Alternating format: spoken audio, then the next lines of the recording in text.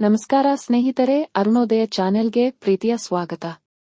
ರಾಮಾಯಣವನ್ನು ತೆಗೆದುಕೊಂಡಾಗ ನಾವು ಅದರಲ್ಲಿ ರಾಮನೊಂದಿಗೆ ರಾಮನ 3 ಜನ ಸಹೋದರರ ಹೆಸರನ್ನು ಕೂಡ ಗುರುತಿಸಬಹುದು.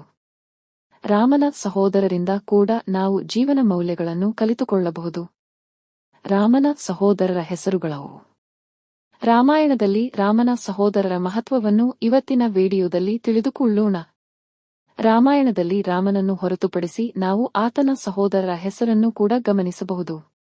ರಾಮಾಯಣವು ರಾಮ ಮತ್ತು ಅವನ 3 ಸಹೋದರರಾದ ಲಕ್ಷ್ಮಣ, ಭರತ ಮತ್ತು ಶತ್ರುಘ್ನರ ಕಥೆಯನ್ನು ಹೇಳುತ್ತದೆ.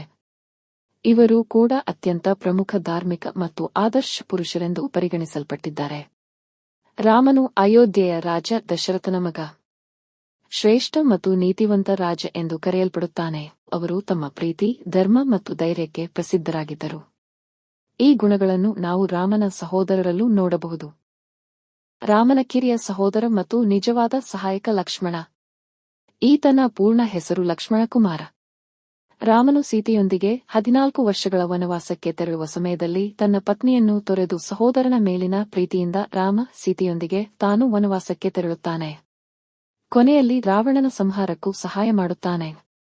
ತನ್ನ ವನವಾಸದಲ್ಲಿ ರಾಮನನ್ನು ಬೆಂಬಲಿಸಲು ಅವನು ಎಲ್ಲವನ್ನೂ ತ್ಯಜಿಸುತ್ತಾನೆ ಮತ್ತು ಸೀತೆಯ ಜೊತೆಗೆ ರಾಮನ ಸೇವೆ ಮಾಡುತ್ತಾನೆ. ಕಷ್ಟಪಟ್ಟು ಕೆಲಸ ಮಾಡುವುದು ಮತ್ತು ಸದಾಚಾರದ ಮಾರ್ಗವನ್ನು ಅನುಸರಿಸುವ ಪಾಠವನ್ನು ನಾವು ಲಕ್ಷ್ಮಣನಿಂದ ಕಲಿಯಬಹುದು. ರಾಮನ 2ನೇ ಸಹೋದರ ಭರತ. ಅವನು ತನ್ನ ಪ್ರೀತಿಯ ಸಹೋದರ ರಾಮನಿಗಾಗಿ ತನ್ನ ತಂದೆ ರಾಜ ದಶರಥನ ಕೊನೆಯ ಮಾತನ್ನು ಗೌರವಿಸಿ ಅಯೋಧ್ಯೆಯ ಕಾವಲುಗಾರನಾಗುತ್ತಾನೆ.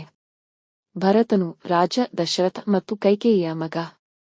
ಕೈಕೇಯಿಯ ಕುತಂತ್ರದಿಂದ ರಾಮನು ವನವಾಸಕ್ಕೆ ಹೋದಾಗ ಭರತನನ್ನು ಅಯೋಧ್ಯೆಯ ಸಿಂಹಾಸನದಲ್ಲಿ ಭರತನನ್ನು ಕೂರಿಸುವುದು ಕೈಕೇಯಿಯ ಮಹಾದಸೆಯಾಗಿತ್ತು.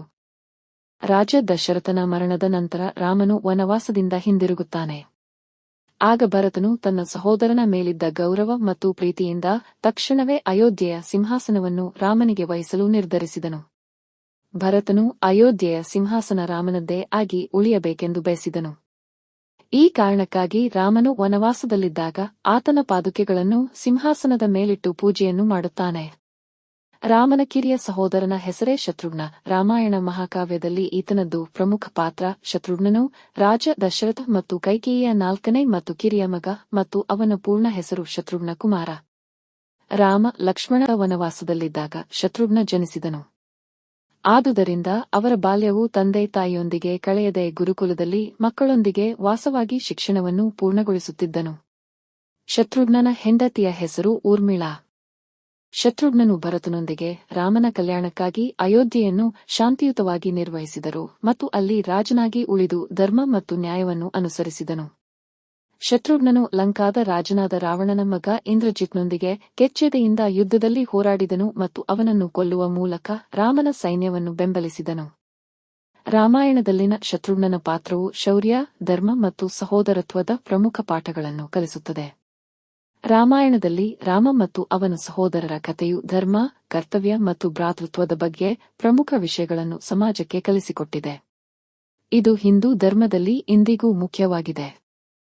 ಈ ಕತೆ ಕೇಳಿಸಿಕೊಂಡಿದ್ದಕ್ಕಾಗಿ ಧನ್ಯವಾದಗಳು.